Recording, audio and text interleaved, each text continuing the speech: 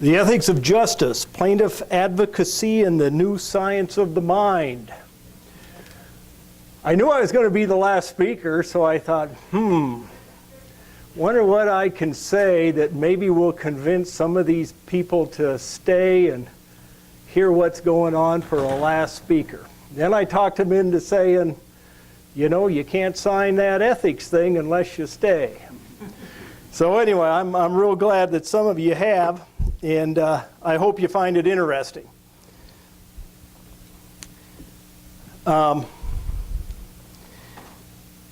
You know, Dr. Rosen was the first speaker, and he and I end up talking a lot because he's a brain injury specialist. Though he's a rehabilitation expert, I have enough brain injury cases that I find myself talking to him a great deal.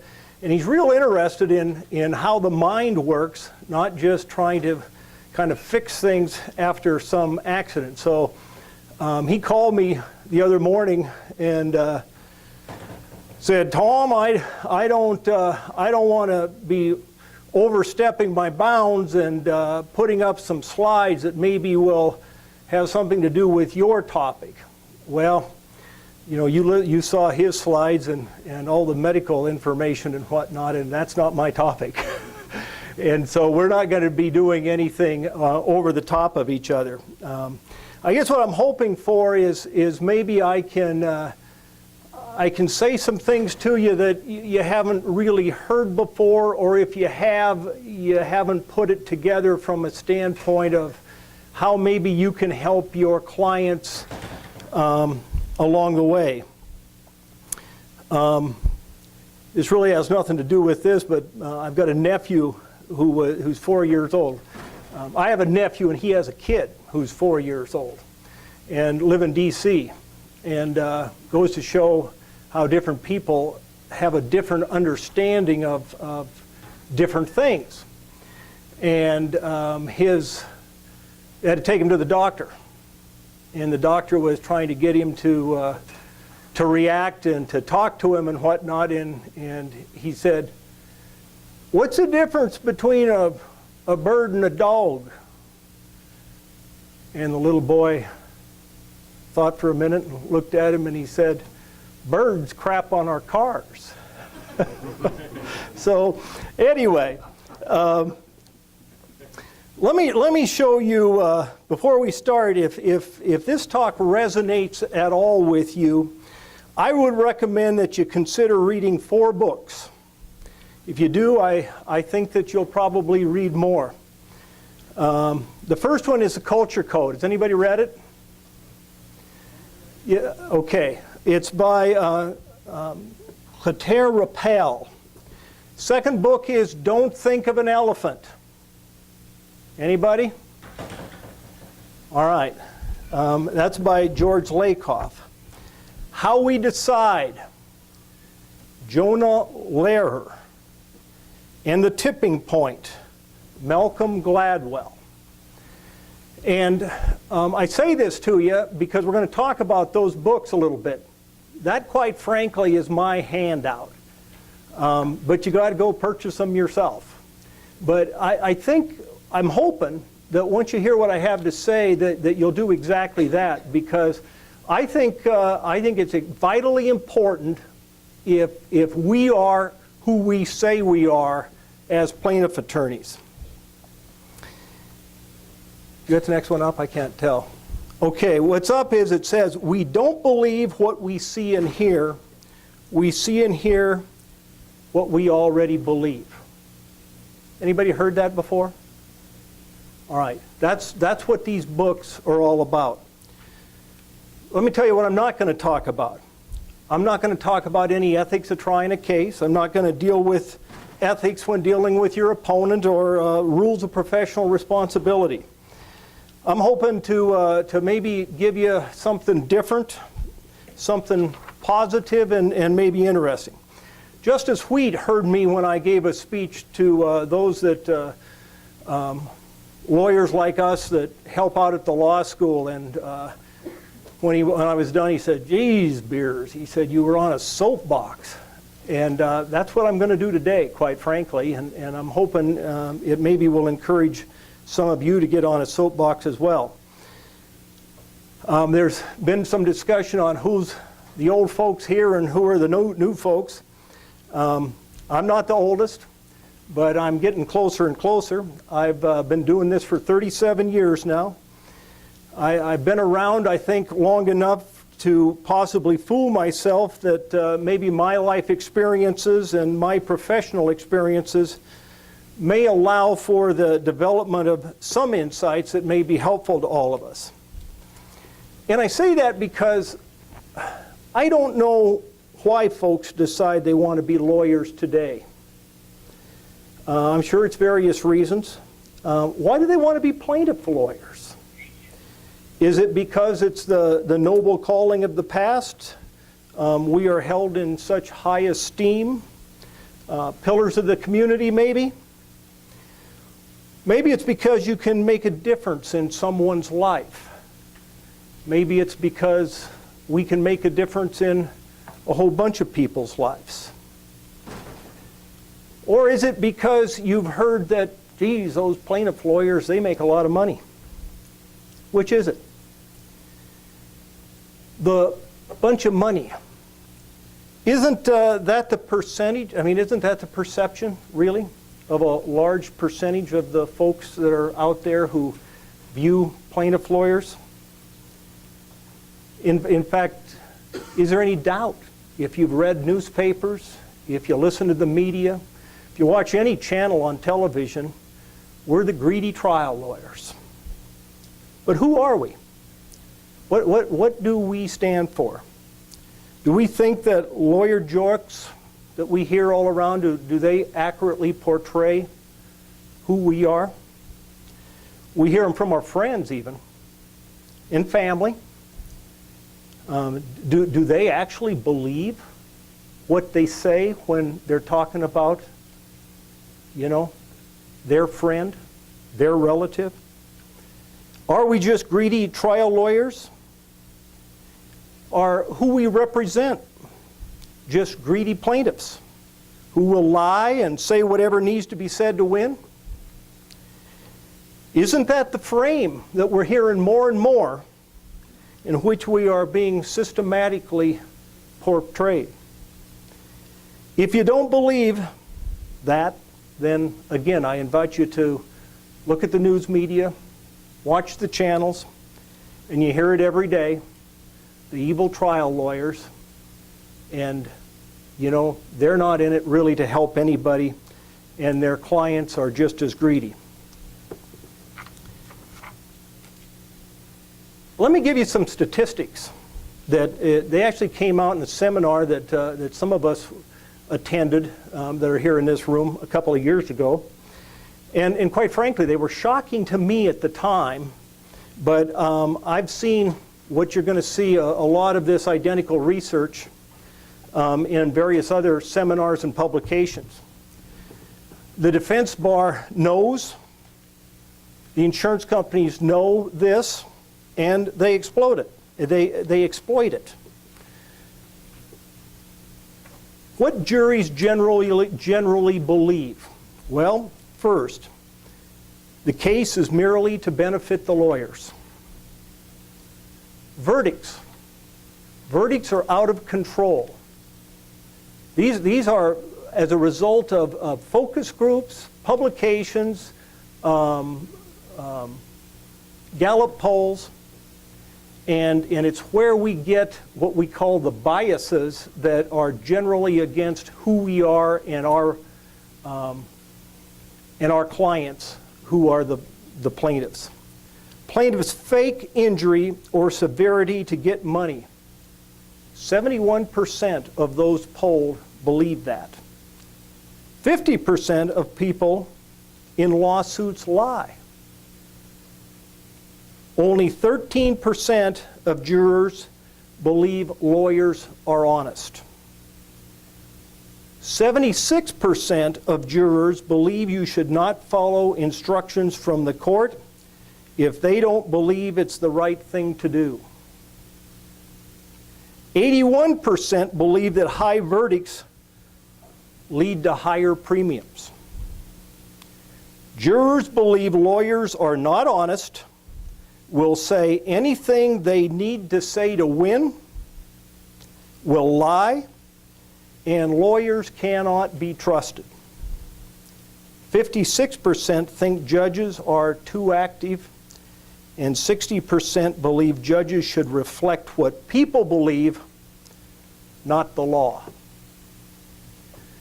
You may disagree or agree with this, but I'm telling you, if you watch what's taken place in our country today, I think you're going to realize more and more that those are truly accurate statements.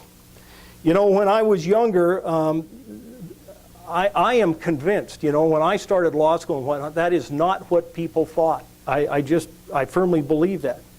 That is not how we as lawyers, and especially as trial lawyers, as plaintiff lawyers, were framed. And we all in this room know that is not the truth. It has taken years of propaganda by hundreds of millions of dollars spent to create the frame that you see on the board today. But it's there, okay? So what can we do? What do we want to do? We are the Montana trial lawyers. Why are we plaintiff lawyers? What does it mean to be a plaintiff lawyer? What is our cause?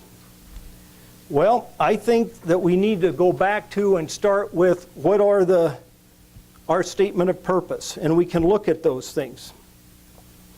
One that I've underlined is to advance the science of jurisprudence. What in the world is jurisprudence? These are broad, noble terms, but what exactly is it that we're talking about when we're talking about jurisprudence? Well, I'm going to talk about the mind here in just a little bit, because I think that's a science that we are not talking about enough yet, and maybe it will have an impact on really what the jurisprudence is. We go down a little bit further and it says to promote the administration of justice for the public good.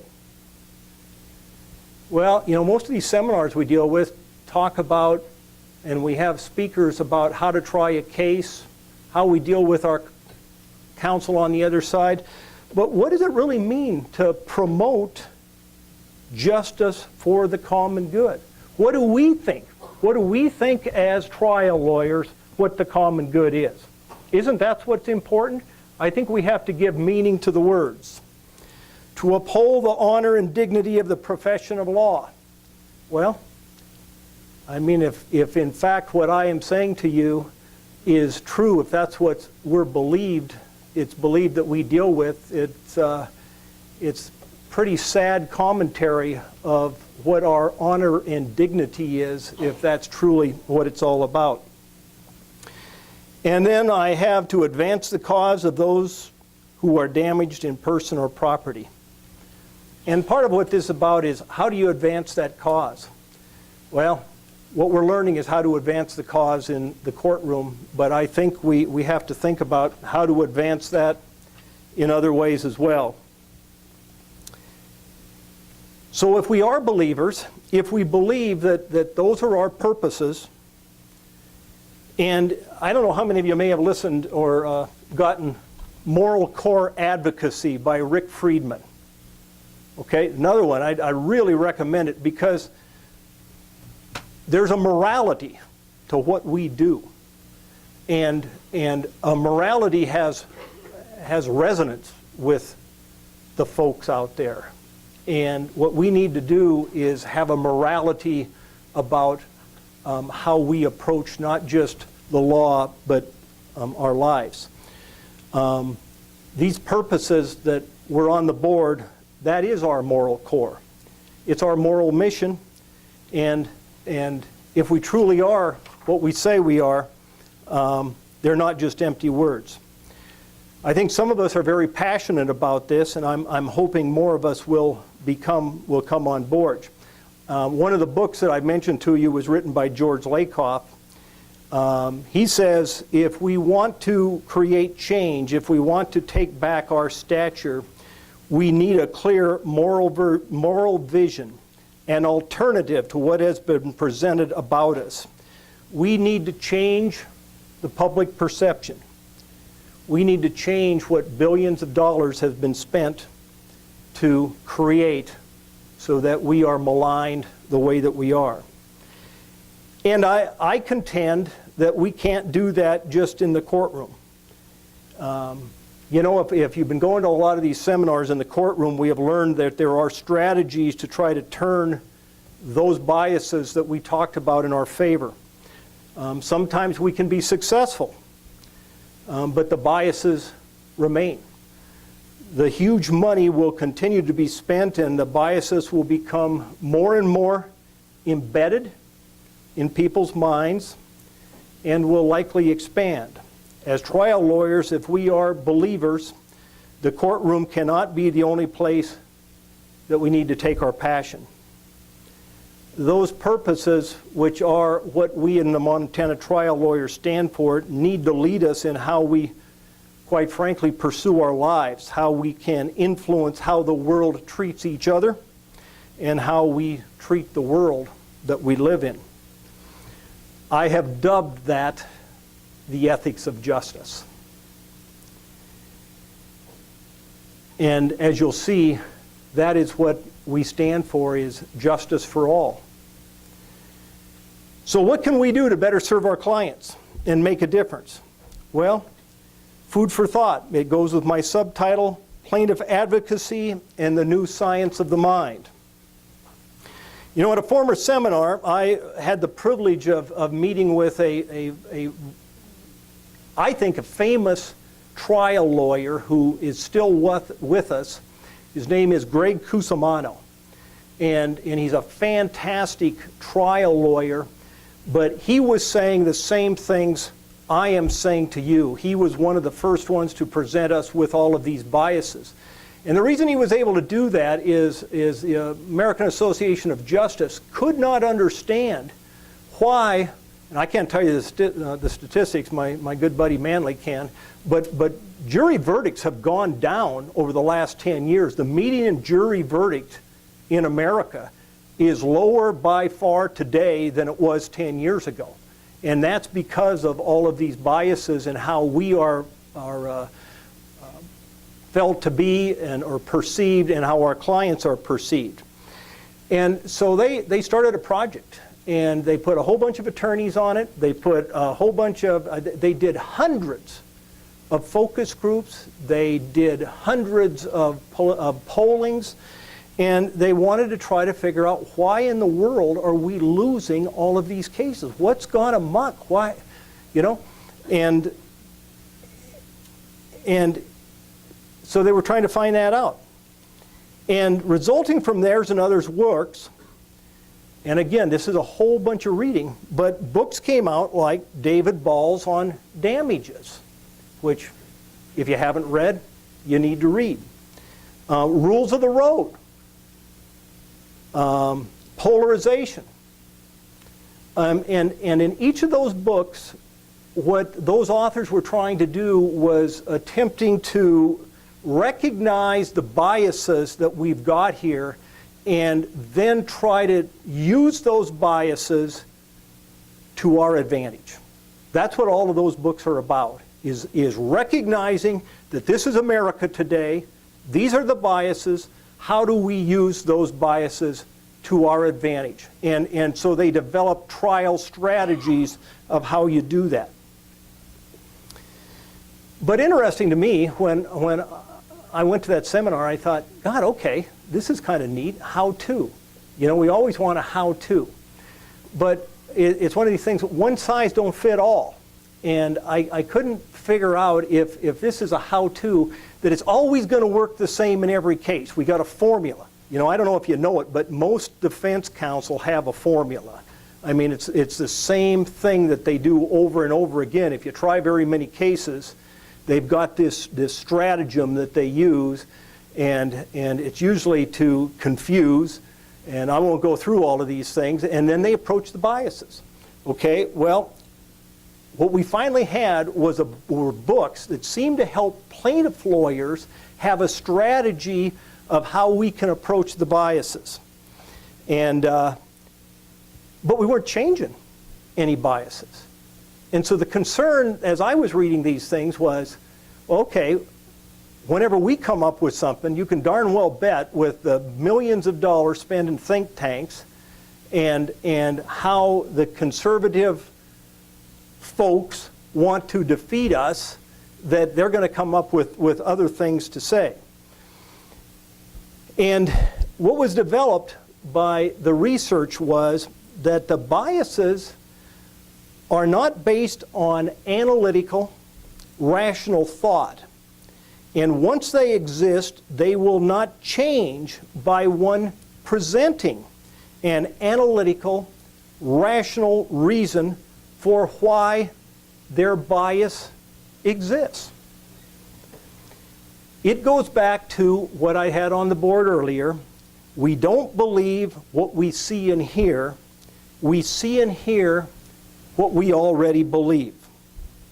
The fact of the matter is, we used to think the truth will always prevail.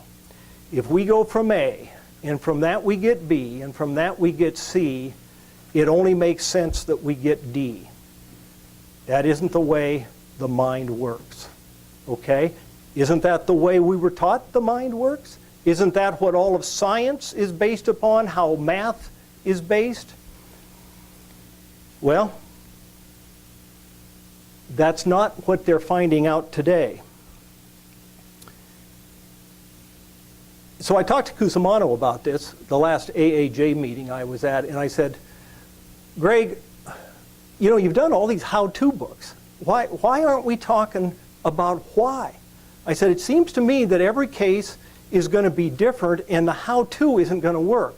If we don't know why minds are working like this, how in the world can we ever understand and change it so that we're not just trying to work against the biases?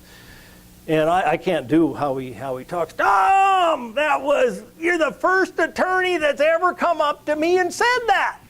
He said, everybody just wants to know how to do it. He said, and quite frankly, we're working on the why, because we cannot defeat what's in people's minds unless we can put this together so that people can understand it. And I'm not going to be here today to tell you, I can tell you how that works. That's why I'm hoping you'll read some of these books. But with that in mind, I started reading them. And I probably read 15 of these things right now. And I think if you read these first 4, you're gonna be thinking about it and maybe want to read some more. And so what the idea is that the corporations, well, let me start out this way. This thing goes back about, 40 years. I mean, it was pre-Reagan time when this started. And that first book I told you about, let me look here a minute. Yeah, it goes back to the Culture Code. Now, the Culture Code didn't come out until 2006, but the Culture Code was written by a guy named Clotaire Raphael, and Clotaire was a psychologist, but he was very good at what he did, and he met first outfit he met with was the Jeep Corporation in the early 1970s, and what they wanted to do was try to figure out how they could get into people's minds the best way so that they could sell their Jeep, because there were other kinds of vehicles coming out, and how do we get into people's minds so that they're going to want to buy our Jeep? And he was able to come up with, and I'm sure as Dr. Rosen put up, there was all kinds of literature that he relied upon, but basically he developed what's called the Culture Code. And the Culture Code is basically the unconscious meaning we apply to any given thing.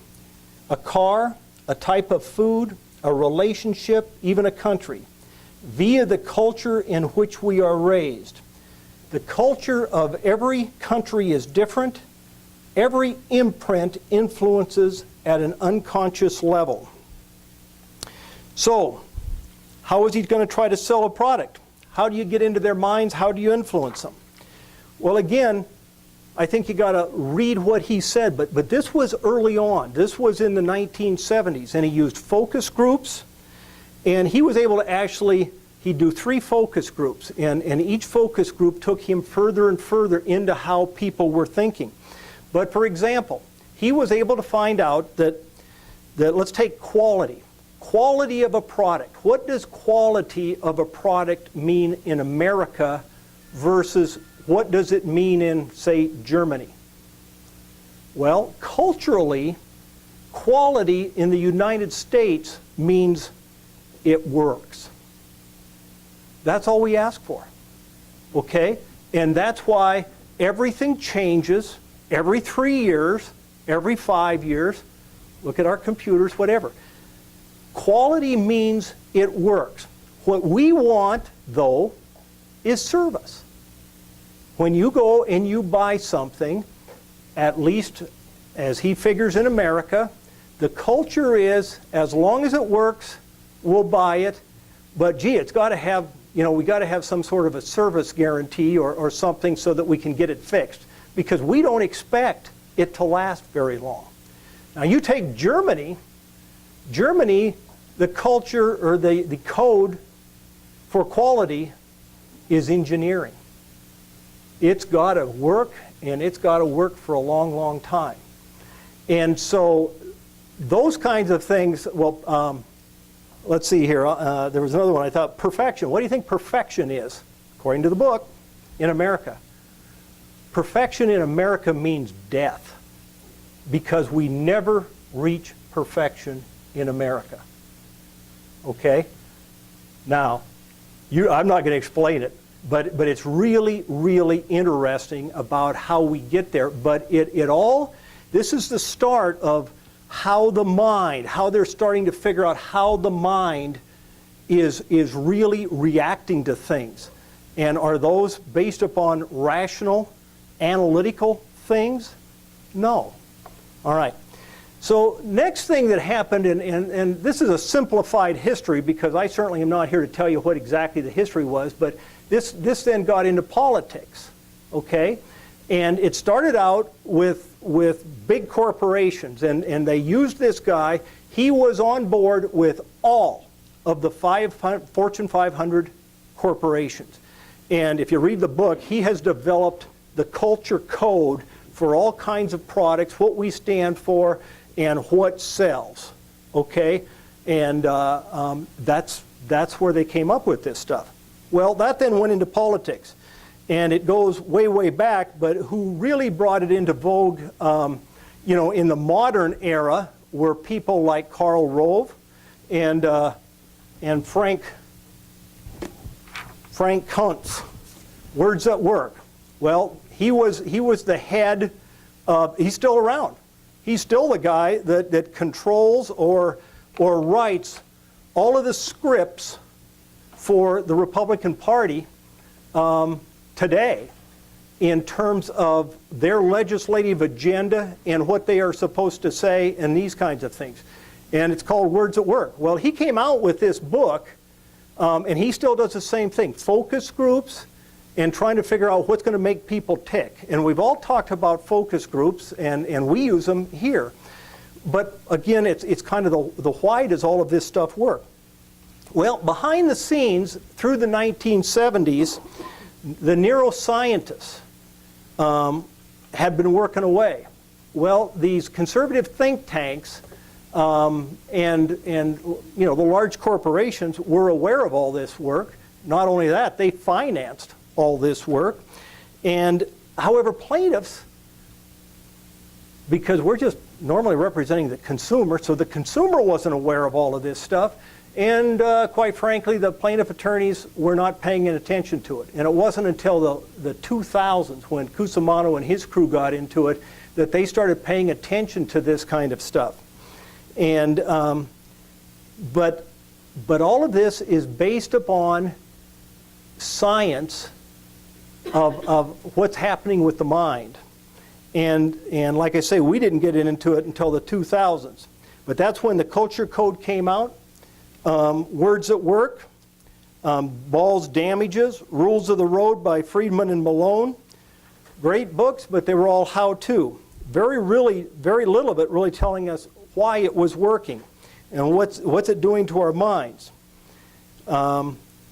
Then we started learning more and more about the why. Why is this working? Well, this is because they started doing functional MRIs and PET scans. And the functional MRI allowed them to see on any given circumstance where the blood was flowing in the brain. And what they were able to find out is, for the most part, the blood, when we make decisions, is not flowing in the prefrontal cortex where we're thinking and rationalizing. It's flowing in the reptilian portions of the brain, which are our emotional centers.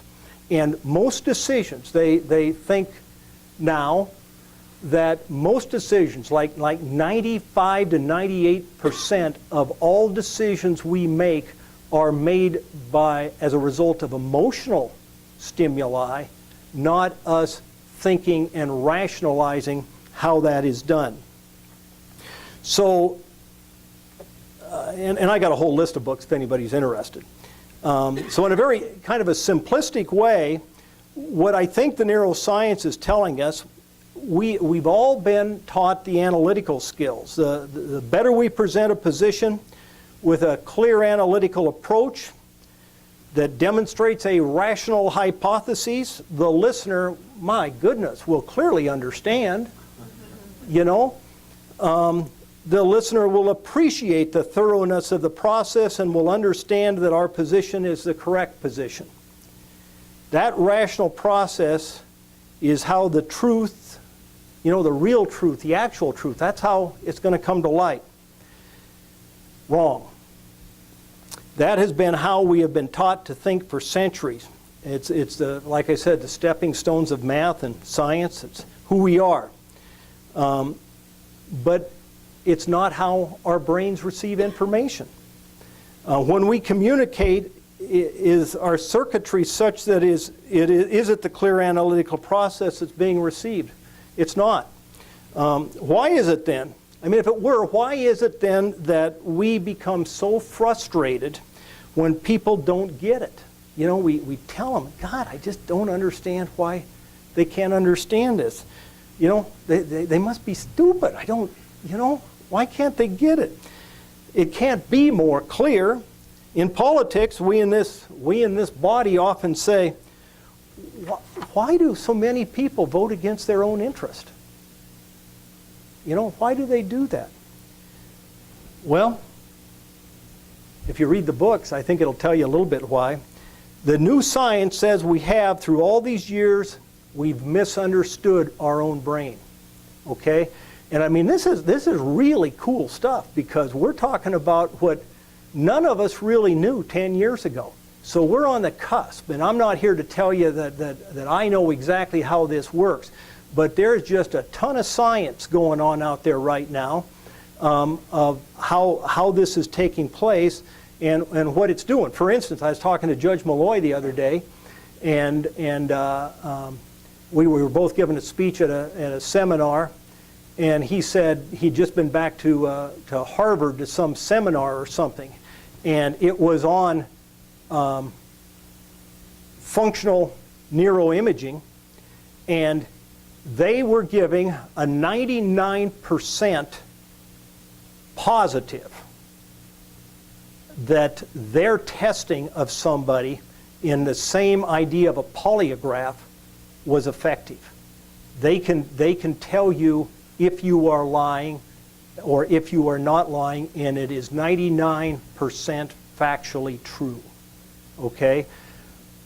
The science right now is on corporations, for instance. There are corporations who are hooking people up to functional MRIs to see what the blood flow is, to see as they present what they want to do, you know, how's it resonating? Because we're not trying to hit the prefrontal cortex. We're trying to hit the emotional, hypothalamus, these kinds of things of the brain to see how this works. And you know, so you think about the future, not just in court here, but how this is going to take place. So let's talk about the court for a minute. I've got a quote, and it's, trying to think where I put it. Yeah, it's the American, I already put that up? Okay, the American legal system is based on a useful falsehood. It is based on the falsehood that this is a nation of laws, not men, that in rendering decisions, disembodied, objective judges, juries, are able to put aside emotion and unruly passion and issue opinions on the basis of pure reason. That is a fallacy. You know, I mean, it's just so interesting because that's what our legal system is based upon. And you take one of our instructions. To render the quality of justice that you would hope for, if you were a party to this or any other litigation, you must weigh and consider this case without sympathy, passion, or prejudice for or against any party or person. You're asking them to do the impossible. You know, I mean, that is, it can't be done. The science is saying that cannot be done. And so it's some more of, you know, where are we in the law, and how do we help to change this? I mean, at least the perceptions. As I said, if you read the culture code, we're the product of our upbringing and our culture. What we have learned in our emotional receptors becomes embedded in our minds. That embedding becomes our frame of reference. I don't care if you're a progressive or if you are a conservative. How many times, you know, if somebody wants to get into a discussion with you, do we all say, you know, I really don't want to go there. You know, the one thing I learned is you don't argue religion and you don't argue politics, and maybe there was a third one.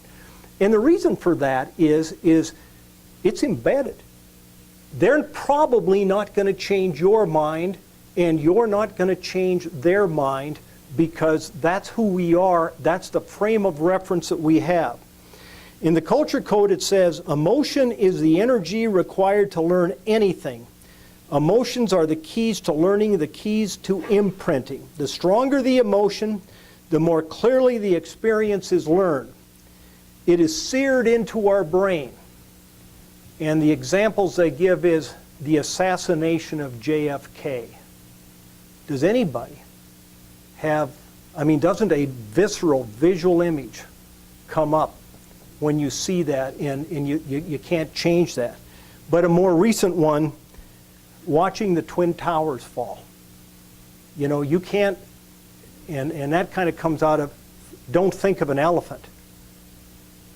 The title of that book is because once you say, don't think of an elephant, can you think of an elephant in any other way than as an elephant? And the point is that once that's embedded into your mind of what that is so difficult to change, okay? So, so the frames are how we filter everything that is done. If it fits the frame, the fact is accepted. If the fact does not fit the frame remains and the fact is discarded. I'm sure you've heard, he who frames the debate wins the debate. But all of this has become much more scientifically advanced because of functional MRI. Lakoff, in his books, explains how framing in the mind works in all of his books. But I think I did it in a sequential fashion. That's why I offer it this way, is because who I think does a very, very nice job of putting the science into this, is How We Decide by Jonah Lehrer. He goes into the scientific aspects of this, the tests that have been done, and he really explains how emotion overrides rational thought. In fact, we don't get to rational thought. It's very rare that we have to use rational thought to make decisions.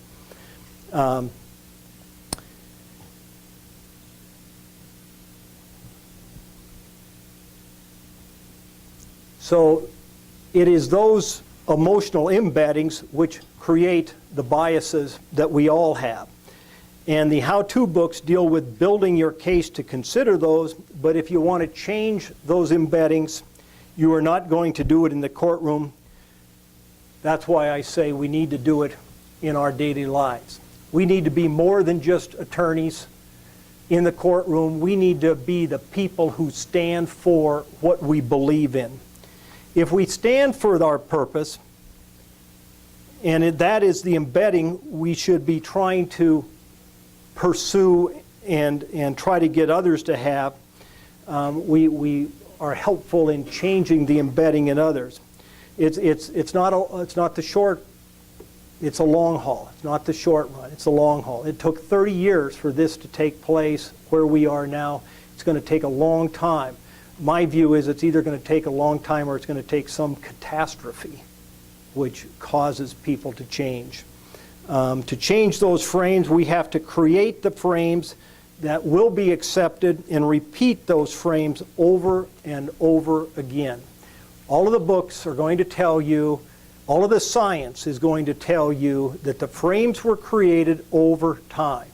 And the only way you change the frames is to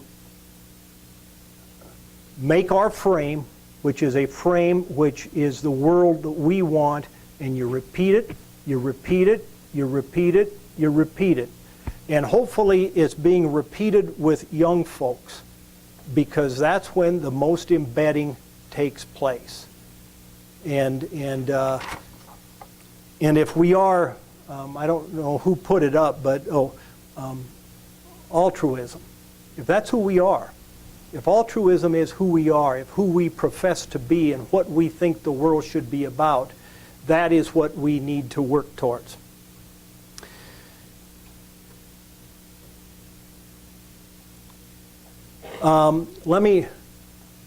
What time is it? Do you know, John? 4? Okay. Let me just tell you, the last book I gave you was The Tipping Point. I found The Tipping Point intriguing to me, and God, you know, there's a whole bunch of neat books out there. And it's some of these same authors because they've just gotten into it. But Malcolm Gladwell he's a New Yorker writer, but he's just written a ton of books on this. And yeah, I'm not finding them right off. Anyway, Tipping Point was a book that he wrote. And Tipping Point is a book that he writes about mavens, connectors, and salesmen. And mavens is somebody who knows a little bit about everything. I mean, if you know, you run into these people that I don't care, you know, you talk to them and you know, it's like they're an encyclopedia. They know something about everything. Well, those are mavens, and somebody who is a connector means that he is connected to those around him, and not just around him, but he's got a talent. She has a talent that when she says something, he says something, you know, people really respond. They follow that, and you know, I'm sure there are people in politics or law or whatever that one thinks, God, that guy is a connector. He or she really connects with everybody. And you got salesmen. Well, a salesman is somebody who can spread the message, and they're very, very good at spreading the message. Well, he gives as an example Paul Revere. Paul Revere was both a connector and a salesman. And when he started on his ride that night, he went one direction, and a guy by the name of Dawes went the other direction. And I'm not sure I knew it until I read it in the book. Who remembers Dawes? You know? Well, Paul Revere was a connector. And when because, you know, people trusted him. He was in society, and people trusted him. When he started his ride, everybody responded, and you know, they came together, and we started what we needed to do. And he was a connector. And I say this to you because I went to a funeral about 6 months ago, and it was a fella that had actually graduated from high school a year behind me, and he was just a good guy. He had graduated from my high school, highest in his class. He went on to Notre Dame and graduated. You know, he had a scholarship, graduated high in his class. His family was an immigrant family, and he's just an exceptional guy. But he loved masonry. He just loved masonry. And he became the best, the finest mason in Missoula, Montana. And I don't even mind saying his name. His name was Jim Giuliani, if anybody's from Missoula. And you didn't have any kind of rock work done unless you used Jim Giuliani. Because he went to Italy and studied it, and everything he did was perfection. And that's who you got, was Jim Giuliani. And so, you know, I hadn't seen him for 25 years. And, but I knew his sister, and I thought, you know, I need to do this for the family. They lived next to us when we were kids. And so I went to his funeral. And here was all of these contractors who stood up and gave this eulogy for Jim Giuliani. And Jim Giuliani was this progressive among a bunch of contractors and masons and whatnot, and they'd gather around him. And these guys giving this eulogy of Jim. I mean, the heads of major contracting firms said, you know, when Jim would talk, you know, he was able to explain this to us, and why we needed to support Poverello, and why we needed to be sending money to you know, the poor people here, and why it was wrong that so many people were on welfare. And you know, we'd argue, well, they're just, you know, they personal responsibility. They have to, you know, it's their own fault, blah, blah, blah. And they'd say, you know, Jim was there, and he'd explain to us why that's not so. And we believed what he had to say. And that's who Jim was. Well, I say that to you because I don't know if today you and I and we are the connectors that we were in the past. But I think we know who those connectors are. And if we really want to pursue what we believe in, then I think we need to connect with those connectors. You know, another group that just, it's who has the prestige? You know, I'm suspecting maybe all of us don't. But who does? Well, I'm told teachers. Teachers. All the books I'm reading says moms and dads and everybody rely upon teachers, that profession. You know, they care about that. Well, if we want to try to pursue that altruistic way, then connecting with those people and making sure those people know who we are, what we stand for as trial lawyers, what we stand for as plaintiff lawyers, I think that's one way that we can help to change some people's minds and pursue what is truly our calling of trying to do what's right for our clients. So I guess in finalization, I would say that I think what we need to do goes beyond just what we do as trying these cases. I think we're going to lose in the long run. We are already losing. And if we truly believe in what we stand for, we have to take it the next step, and we have to be the doers to take this beyond just trial work and being the lawyer, because that's the only way we're going to get that justice for all that I think we all stand for. The final thing is, I haven't read this book yet. It's one of the newer ones that came out, but it's called The Neuro Revolution, How Brain Science is Changing Our World. And in it says, history has always progressed through an agricultural revolution, an industrial revolution, and an information revolution. The Neuro Revolution foretells a fast approaching fourth epoch, one that will radically transform how we all work, live, and play. And I think that, that has some good and some bad to it, because I can see a whole bunch of bad coming out of people playing, the ability to play with our minds. And if we're not aware of that, if we're not trying to learn about that, I think it's going to be to our detriment. And if we care, as I know we all do, I think we got to take that charge, that challenge, and that's part of our mission.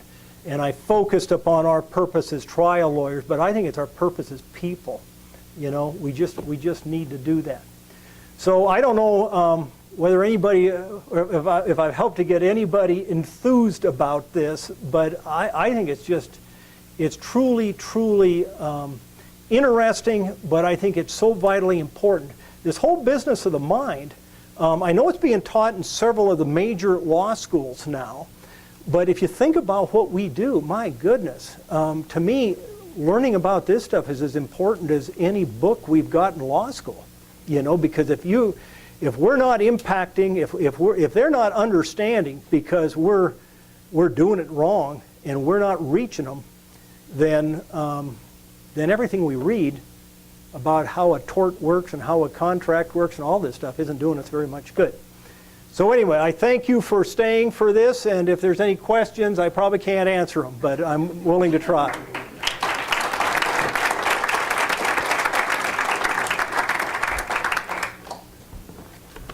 All right, Tom, I'll give you one. I've been reading some of these same books that you have and going to the same seminars, and it seems like you've established what we should aspire to be in terms of the mission statement of MTLA, but simultaneously saying that the new science is telling us that these abstract, rational principles that we are aspiring to are no longer the way in which we think. So is it a question of continuing to hold on to those principles and defend them, or is it finding a new way in which those principles can be articulated in an emotional way? I think it's a second. I think it's a second, and it's called framing. It's one of these things, and if I gave another seminar on this, I could try to figure out a way to, I think, explain how that works based upon the books that I've read already. And it really is a situation that, just like we have been framed as greedy trial lawyers, how do we change that frame? And we have to change that frame probably, one, by others changing that frame. In other words, teachers and whatnot, because we are doing altruistic things. We are not all about money. We are not this, because that's how we have been portrayed. And for us to say it isn't going to work. We're probably not going to change that by us just saying it. It's what we do. And I quite frankly have contacted AAJ, because I don't think they're doing it either. And I wouldn't mind trying to see if I can't get something started at a national level, because I think we are the protectors of the people, are we not? I mean, that's what we pride ourselves. We are the people who are the consumer advocates. There's nobody else out there who defends and helps the consumer. Well, if we can understand this,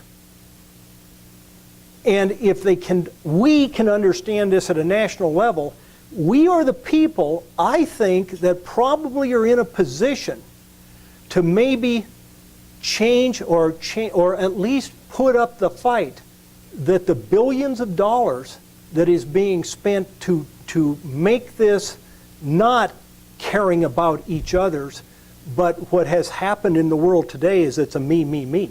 That's what corporate America is, and and it's greed, and it's all of these things. Well, what they've done is paint us into that picture, which is not us. And you know, I don't know that I've answered your question because I don't know the answer to that question. You know, I really don't. I mean, it's got to be the neuroscientist. And maybe if somebody reads these books, they can tell me the answer. Right now, this is such a new science that there's a little of this and a little of this, but nobody actually knows just what all of the impacts are. You know, there's one thing. This is just so interesting to me. You know, if somebody is a psychopath, and they go to and it's a criminal case, and the question is whether or not they're mentally stable to stand trial, and so they run them through a whole bunch of neuropsych evaluations by some neuropsychologist. Well, interesting, in this Lehrer book, he talks about that, and the bottom line is those tests aren't going to tell you anything, because what this guy lacks is not that part of the brain which is making those kinds of decisions. He has lost any concept of emotion. And it's the emotional part of the brain which is damaged. And so can he stand trial? Yeah, he can probably stand trial, but that has nothing to do with what caused him to act the way that he did.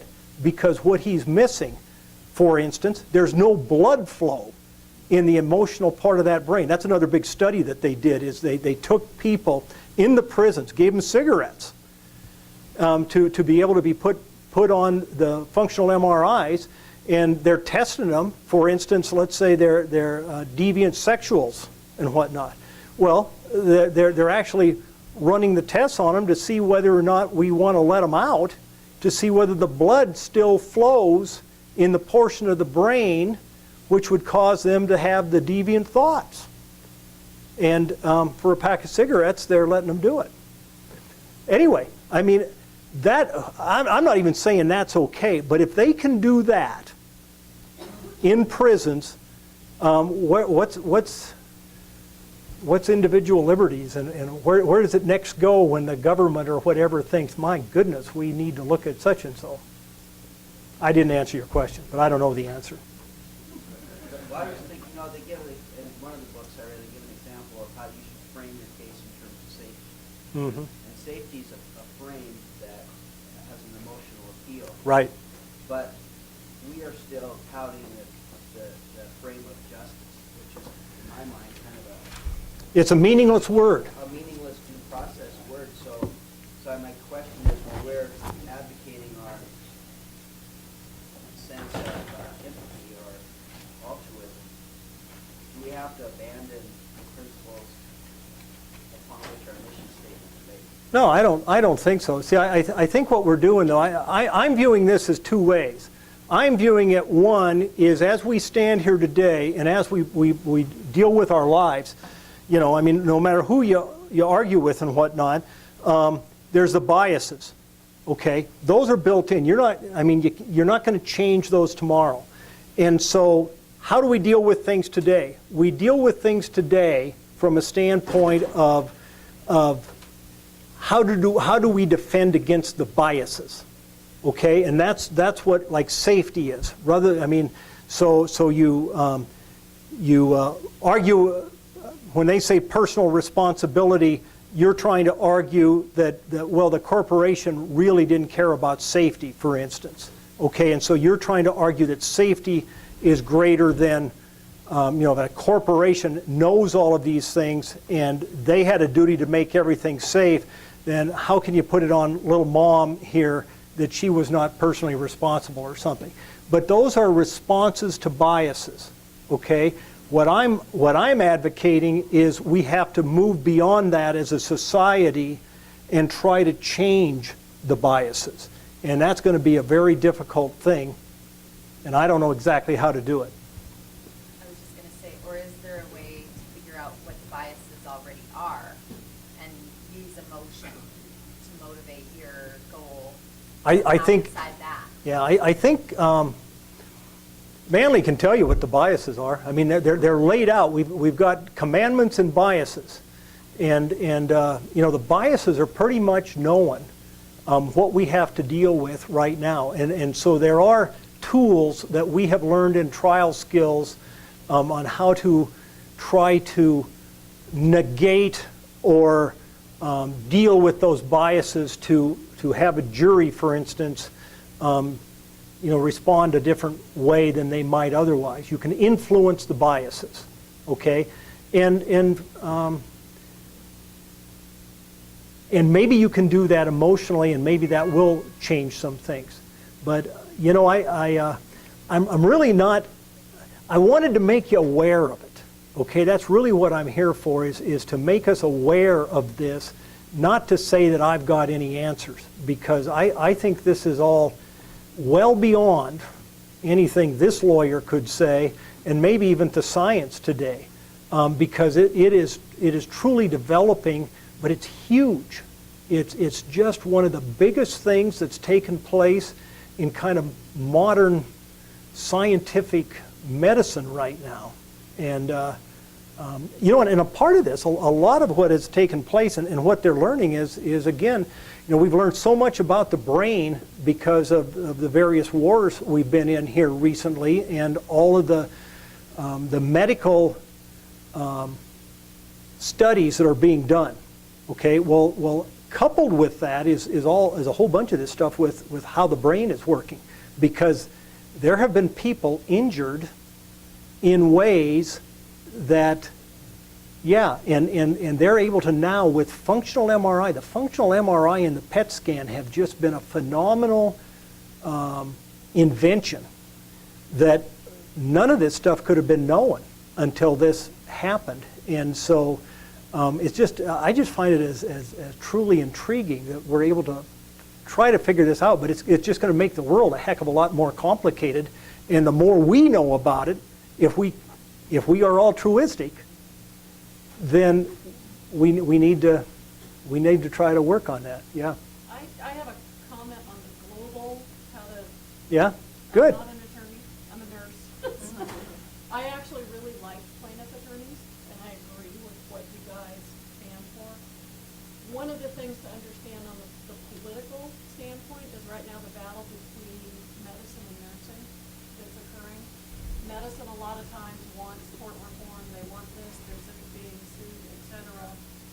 Nursing, on the other hand, is looking at healthcare reform, and physicians are not stepping up to meet the needs of all the people who don't have adequate health care in this country. The California Nursing Association came out with phenomenal studies about how horribly the insurance companies were treating patients, declining 4 out of 5 claims just based on their practice of business. Now nurses, to be a nurse practitioner in this country, it's not going to be grandfathered. It's going to be every nurse practitioner will have to have a doctorate. And he or she will be known as Dr. Smith. And the AMA is furious at the American Nursing Association because it's going to confuse these poor people. They aren't going to know the doctor from the doctor. And the American Nursing Association said, well, that's funny, they know their dentist, they know their veterinarian, they know their chiropractor, they'll know. But so if the AJN would work with the American Nursing Association, nurses in the culture code are viewed as mothers. Yes. Are more trusted than physicians on any study that Right. was ever done. Right. So you could have an ally in that beginning when you were saying working with teachers. You could have a real ally there starting with the healthcare issues and how patients are treated by their doctors, by the insurance companies, et cetera.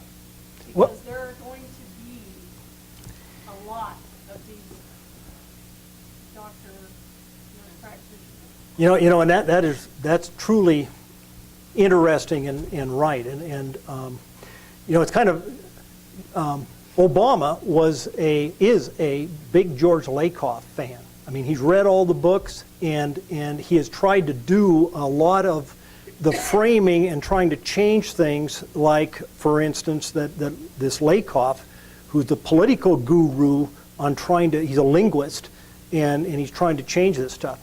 But, he screwed up on some things and whatnot. But what the books are saying is is the only way we're going to change frames is that we have to deal with each other. You know, as long as we're over here and we're the protagonist and they're the antagonist or whatever, and we're at this where society or politics at least is right now, we're not going to move very far. And if we don't, you know, we have to listen to the other side, because if you don't listen to what they have to say, then how can you create a frame to help change their frame of reference a little bit? And we're just not doing it. But that seems to be what needs to be done, and that's a political process, and I sure don't know the answer. Lloyd. You believe that permitting attorneys to advertise is helping our image out in that public? You want me to give my personal opinion? Because I'm not. I think that it's quite... Well, I think it's obviously ethically okay to do. I think it's the worst thing in the world. I do too. And all the studies that we have, that the AAJ has done, I haven't gone to AAJ for a long time, but every time I go, the law allows it, the ethics allow it, everything allows it because it's allowed. But all of the studies that they show say, you know, and I'm sure there's good ones out there. There's good advertising out there, but all of the studies say that we are perceived worse as a result of the advertising that takes place than any other thing that is out there. So, you know, I don't know the answer to that. Thank you. George Ives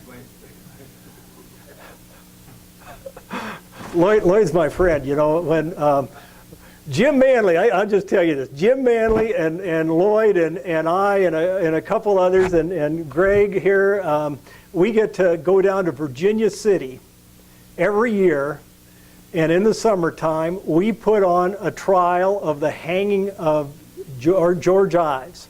And Jim and Lloyd started it, and it's a historical event, and so we put on the trial, try to do it identical to how it was done in 1864.